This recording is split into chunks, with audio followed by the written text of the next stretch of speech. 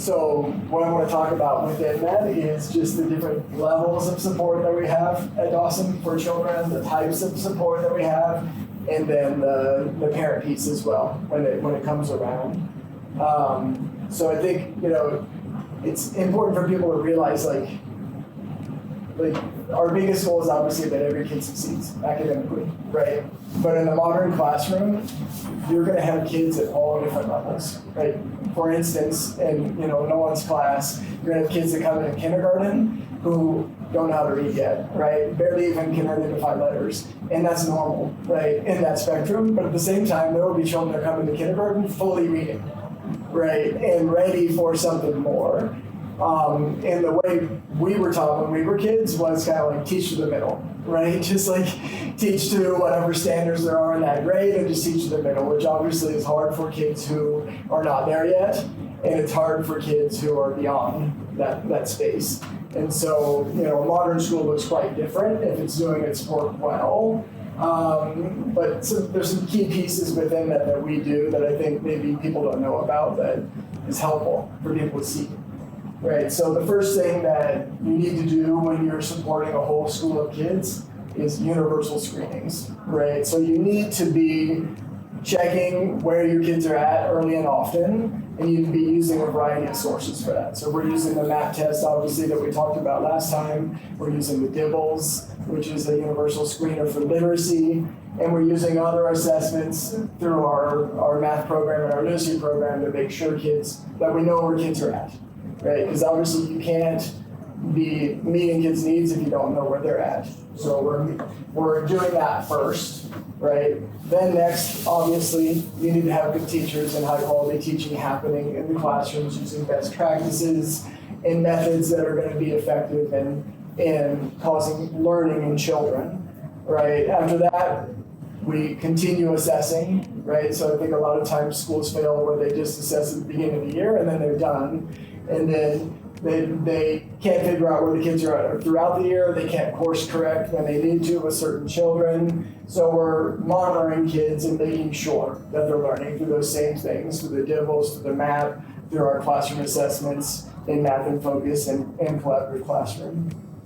And then finally, the thing I think that will be most interesting to parents, will be, the types of interventions we might put in place to make sure that, the small tweaks you might make in the classroom, if those aren't working, the types of stuff we add to make sure that we get our kids where we need them to be, right?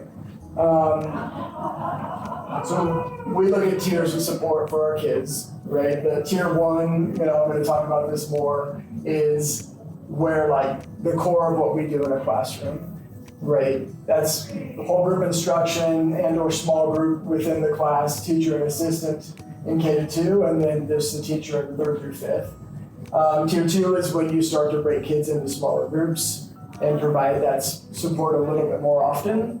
And then finally, tier 3 is when you're really intensely working with small groups of kids or even one-on-one, 1-to-2, and you're doing it often, right? You're doing that more than twice a week, often 3 or 4 times a week, targeted instruction on a specific skill that we're trying to help a student with.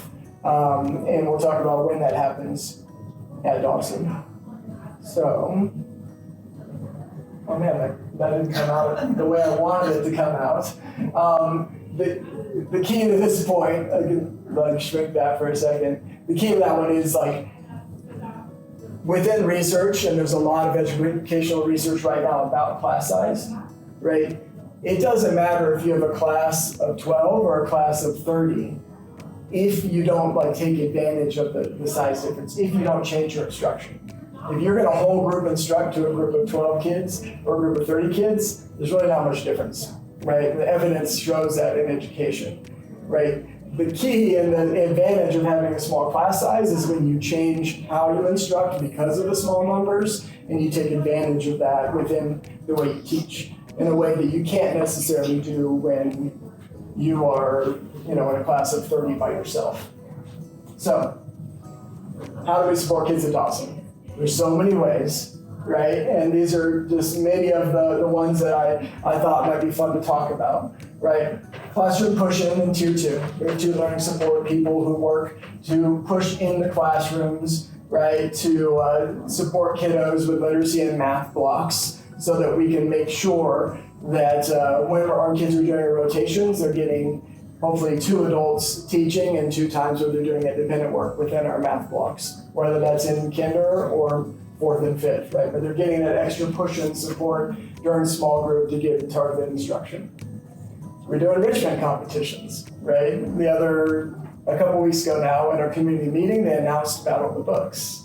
And Battle of the Books was, if you don't know what Battle of the Books is, it's a yearly competition that we do 3rd through 5th grade. Kids have to read 10 books. It's voluntary, but it's something that really gets them excited about learning. And you would have thought that it was like Christmas, right? They were so excited that they were announcing which books the kids were going to be allowed to read in their own time to compete in this competition. And everyone was excited, even the K-2 kids. But that type of opportunity for kids gives that enrichment opportunity for them. Along with that, we do math challenges that are upper grades as well. We have one coming up in 5th grade here in about 2 weeks, where they will do a national math challenge that they will be able to compete against kids all across the country, and we'll see how our kiddos do. So some real enrichment opportunities for kids to push with. Another thing that we do weekly that you've probably heard about is What I Need, and the kids have probably talked about that. What I Need is essentially where we descend, me included, Ms. Weibel, our learning specialists, and the teachers that work with the kiddos in the classroom. We descend on the grade. We divide the kids up into small groups based on what the teachers have decided on what those kids need, and we work with them weekly for about 45 minutes on that topic. So some examples of things I've been doing lately, I've been working with a couple of older groups with multiplication fluency. Yesterday I worked with a 2nd grade group on regrouping with subtraction. So our teachers are getting really targeted group of kiddos that need extra practice in something, and we're providing that. There's also social emotional groups happening there and literacy groups, but we're parting those kids out weekly into small sessions and doing that extra work with them. We're also offering advanced math for students, demonstrating like high levels of math on their math test or in their math and focus skills. I run a lot of those groups as well, but really trying to make sure that those kiddos don't get left behind too, that they get pushed when applicable. A lot of our teachers are trained in SIPs, which is a small group pull-out support, Tier 2 level, once or twice a week support for kiddos to make sure that they're getting all of the specific spelling, phonological awareness, and high-frequency words type support, and that comes through our literacy program. And then the ones that are like most unique and probably less known about are our Tier 3 supports that we do offer for kiddos. So we offer Tier 3 literacy and Tier 3 math support. And if you can remember, Tier 3 was that kind of top small group of kiddos who are demonstrating like a severe need that they need, 3 to 4 times of small group or one-on-one support on a topic over the course of a week. And so we offer Take Flight. Both Ms. Graham and Ms. Pringle are certified in offering Take Flight, which is literally 180 lessons that need to be taught over 2 years for children that have been diagnosed with dyslexia, right? And it essentially gives them, kind of closes all those gaps and makes sure that they're successful moving forward. And we've been doing this for quite a while, and it's pretty exciting to see how that goes for children, where we're able to take them, through a 2-year program and get them from where they're below level to actually thriving above grade level with their literacy skills and able to then be successful moving into middle school. And then we have the same for kiddos who might be diagnosed with dyscalculia. We have the same math support that we can offer to kids when that comes up. And this is rare, but actually really important to make sure that we can keep kids here, getting the support they need here, not having to go anywhere else, and get them back up to grade level and beyond so they can be successful moving forward. So these are all the different types of supports that are happening kind of behind the scenes that you may or may not know about with children.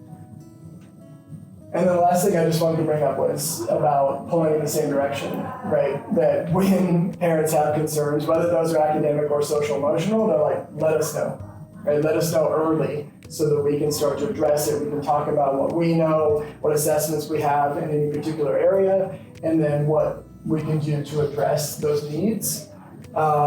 And we definitely will be reaching out early as well if we have any concerns. I think that's something that parents know about us, is that we will reach out and we will start informing parents of the thoughts we have about supporting kiddos. And I think it's super important for parents to come with an open mind about that and be willing to listen, because I think sometimes we only see 1 or 2 children in our home, and we don't necessarily have a broader view of what a typical 6-year-old looks like, or a typical 8 or a typical 10-year-old in a certain area. But Dawson teachers, we've had hundreds, if not thousands, of kids in a certain age group, and so we really do know what is typical and what might actually need a little bit more support to get a kid where they need to be. There might be a time when we talk about neuropsychological testing for children as well.